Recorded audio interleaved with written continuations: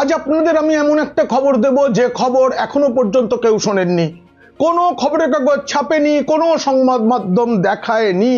খবরটা শুনে আপনারা চমকে যেতে পারেন যে ভাইপো বাবু অভিষেক বন্দ্যোপাধ্যায়ের স্বপ্ন শেষ, স্বপ্ন ভেঙে চুরমার হয়ে গেছে। আপাতত তার নভেম্বর বিপ্লব বাতিল। স্বপ্ন তিনি দেখেছিলেন শুধু অল্প সময়ের জন্য নয়, লং টার্মে নেতা হওয়ার যে স্বপ্ন দেখেছিলেন তাও ভেঙে চুরমার হয়ে গেছে। বড় ধাক্কা খেয়েছেন। কি ধাক্কা সেটা বলবো, আর এই প্রতিবেদন অবশ্যই ভালো লাগবে এবং সেটা দেখার পর সাবস্ক্রাইব করবেন। পিনাক্কি বলছে ভাইপোর স্বপ্ন কিভাবে চুরমার হয়ে গেল জানতে দেখুন ও শুনুন পিনাক্কি বলছে। ইয়ং প্রফেশনাল অর্গানাইজেশনস এই নামে একটি সংস্থা রয়েছে। সম্প্রতি তারা বিভিন্ন সমাজের বিভিন্ন ব্যবসায়ীদের নিয়ে, শিল্পপতিদের নিয়ে একটি বৈঠক করেছিলেন। এরা গোপন বৈঠকই করে। সেখানে আমন্ত্রণ জানানো হয়েছিল পশ্চিমবঙ্গের উদীয়মান নেতা ভাইপো বাবু অভিষেক বন্দ্যোপাধ্যায়কে। এটা নতুন কিছু নয়, এই সংস্থা মাঝে মাঝে সব করে থাকে, গোপনেই করে। এবার যে ভাইপোকে ডাকা হবে সেই গোটা ব্যবস্থাটা করে দিয়েছিল আইপ্যাক। কিন্তু সেখানে গিয়েই একটা মারাত্মক ভুল করে ফেলেছেন আমাদের প্রিয় ভাইপো বাবু। আর সেটা জানার পর পিসি রেগে কাঁই, কারণ তিনি পিসিকেই চ্যালেঞ্জ করে ফেলেছেন। আর তারপরেই ভাইপোর বড় কর্মসূচি নিয়ে সরাসরি না বলে দিয়েছেন পিসি। আর তাতেই স্বপ্ন ভেঙে কান্নাকাটির দিন ভাইপো বাবুর। প্রথমে আপনাদের খবরটা দিই, তারপরে বলবো গোপন মিটিং এ কি কথাবার্তা হয়েছে, কি কানে এসেছে পিসিমণির এবং সেই কথার ফলাফল কি হয়েছে এবং কি হতে চলেছে। বেশ কিছুদিন ধরেই ভাইপো বাবু তৃণমূল দলটাকে নিজের কুক্ষিগত করতে চাইছেন, এটা পিসি টের পাচ্ছিলেন। তিনি চাইছিলেন এই তৃণমূলের ভরকেন্দ্র কালীঘাট থেকে কামাক স্ট্রিটে চলে আসুক। পিসি ছাড়ছিলেন। সেই সঙ্গে এই দলের নেতৃত্ব নিতে গিয়ে ভাইপো বাবু আমলাদের ট্রান্সফার, জনপ্রতিনিধিদের একে পুরসভার থেকে ছড়িয়েছেন, ওকে পঞ্চায়েত থেকে সরাচ্ছেন, এসব করছিলেন। তাতে দলের ভেতরে ক্ষোভ বাড়ছিল। কিন্তু পিসির প্রিয় ববি হাকিম, ব্রাত্য বসু এদের পিছনে লাগার কাজটাও করে চলেছেন। এসব দেখেই পিসিমণি একটু রুষ্ট ছিলেন, কিন্তু তারপরে যে মারাত্মক খবর তিনি পেয়েছেন তাতেই ভাইপোর স্বপ্নটাকে না একবারে চুরচুর করে ভেঙে দিয়েছেন। সেই স্বপ্ন কেমন ছিল, কেন ভেঙে দিলেন তা বলার আগে একটা জরুরি কথা আপনাদের বলা দরকার। আপনাদের জন্য আমি যে প্রতিবেদন বানাই তাতে অনেক সময় এবং পরিশ্রম দিতে হয়। যদি আপনারা ভালোবেসে আমাকে সুপার থ্যাঙ্কসের মাধ্যমে টাকা পাঠান তাহলে আরো ভালো ভালো ভিডিও বানানোর উৎসাহ পাবো আমি। দেখবেন ভিডিওর নিচে যেখানে সাবস্ক্রাইবার বাটন থাকে তার পাশেই থ্যাঙ্কস বাটন আছে। এই থ্যাঙ্কস বাটনে ক্লিক করে আমাকে ভালোবেসে যার যেমন সামর্থ্য তেমন টাকার সুপার থ্যাঙ্কস পাঠাতে পারেন। ভাইপো বাবু ঠিক করেছিলেন নভেম্বর মাসের শেষ সপ্তাহ থেকে তিনি একটি যাত্রা শুরু করবেন। একবারে কোচবিহার থেকে কাকদ্বীপ এরকম একটা যাত্রার তিনি একটা সব ঠিকঠাক করেছিলেন। খুব তাড়াতাড়ি ঘোষণা হওয়ার কথা ছিল এবং সেটা পিসিমণি জানতেন। কিন্তু ভাইপো গোপন বৈঠকে যা বলে এসেছেন এবং বিহারের ফল, তার সাথে আরো কিছু কারণ আমি সব বলবো এক এক করে, সব শোনার পর পিসিমণি বলে দিয়েছিলাম যাত্রা ফাত্রা এখন করা যাবে না। আগেও একটা ভাইপো করেছিলেন, এটা নাম ছিল, হ্যাঁ মনে পড়েছে নামটা, নবজোয়ার যাত্রা।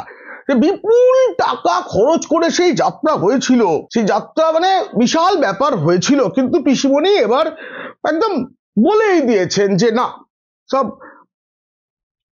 করা যাবে না। আর তাতেই আইপ্যাকের ঠিক করা কোচবিহার থেকে কাকদ্বীপ নতুন যাত্রা করার স্বপ্ন শেষ। শুধু তাই নয়, একই সঙ্গে ভাইপোকে পিসি বুঝিয়ে দিয়েছেন যে দলটা আমার, এখনো আমার। পিসি তাকে গলায় চেন পরিয়ে ঘরে বেঁধে রাখতে চাইছেন, এটা ভাইপো বাবু বুঝে গেছেন। দল নিয়ে, সংগঠন নিয়ে আদি নেতাদের খেপিয়ে দেওয়ার কাজটাও ভাইপো আর করতে পারবেন না আপাতত, যে কথা আমি তৃণমূল সূত্রে জানতে পেরেছি। তো কেন ভাইপোর স্বপ্ন আচমকা ভেঙে দিলেন কেন? পিসি ভাইপোর ওই যাত্রার পথের কাঁটা হয়ে উঠলেন? বলবো, খালি এটুকু জেনে রাখুন, ভাইপোর সব স্বপ্ন ভেঙে গেছে।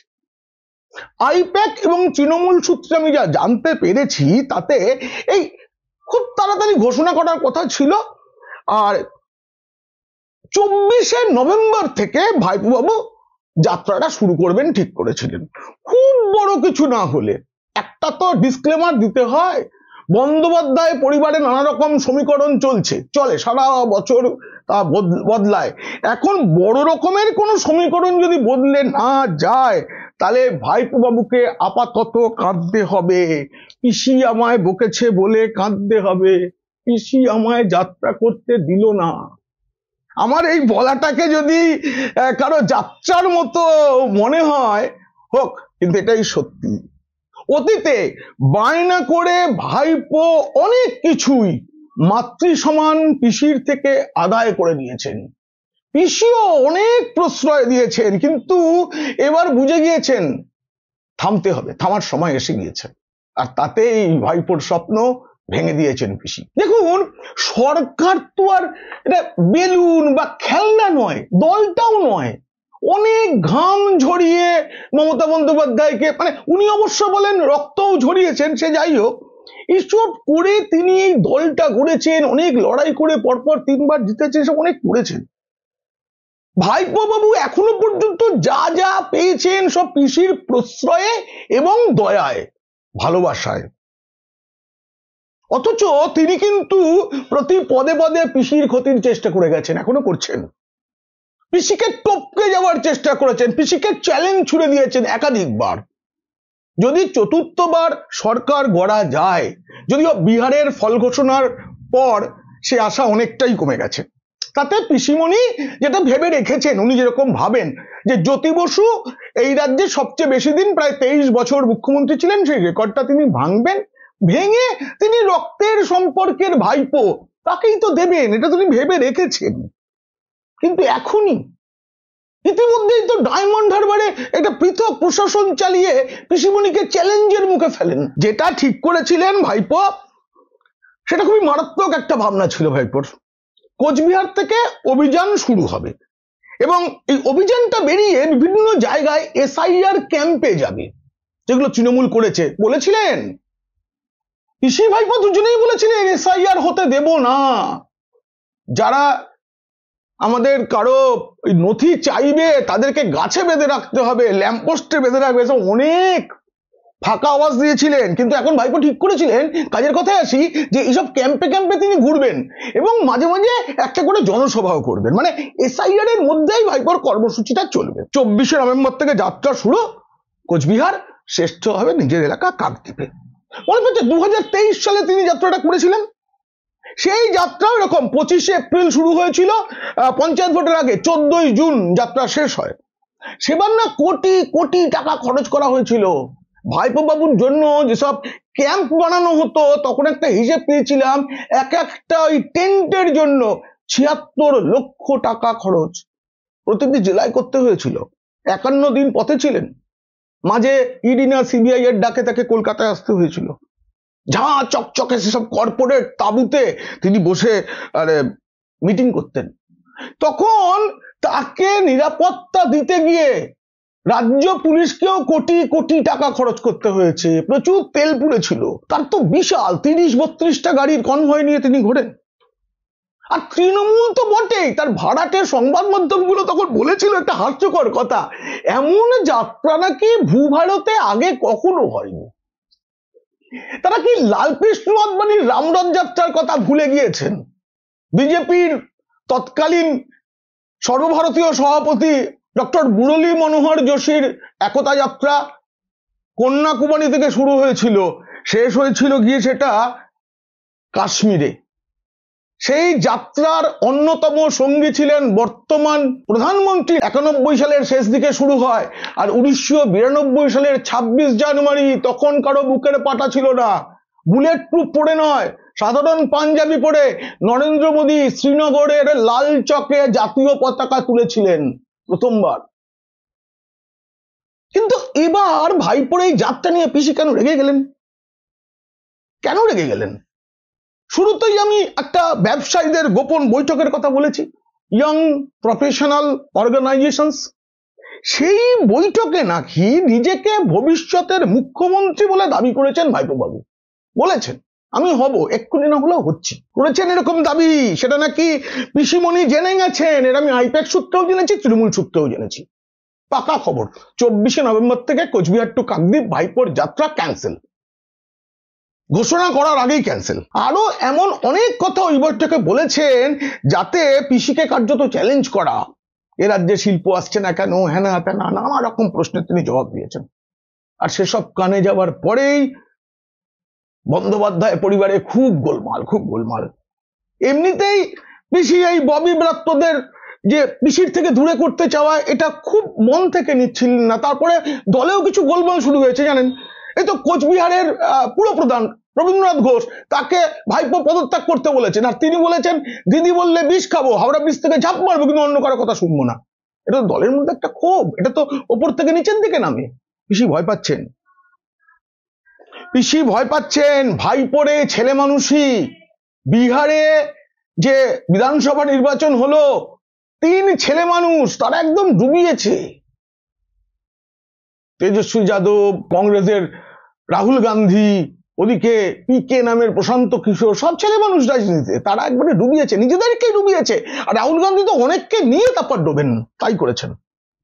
তাই পিসি সতর্ক, পিসি সতর্ক হয়ে বলেছেন এখন যাত্রা ফাত্রা করা যাবে না, এসআইআর চলছে, এই এসআইআর এর মধ্যে কোনো গোলমাল পাকালে অনেক বড় বিপদ হবে। এর আগে অনেক কিছু ফেল করেছে, বাংলা বাঙালি ফেল করেছে, এসআইআর এর জন্য আত্মহত্যার ইস্যু তৈরি করার চেষ্টা হয়েছিল, ফেল করেছে।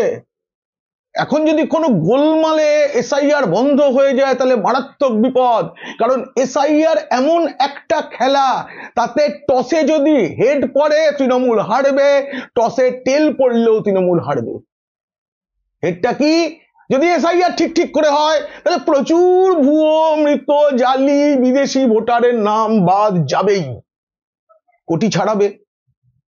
আর যদি টেল পড়ে, যদি এসআইআর ঠিক সময়ে শেষ করা না যায়, তাহলে নির্দিষ্ট সময়ে বিধানসভা ভোট হবে না, আর না হলে রাষ্ট্রপতি শাসন। তাতে দলের সব স্বপ্ন শেষ।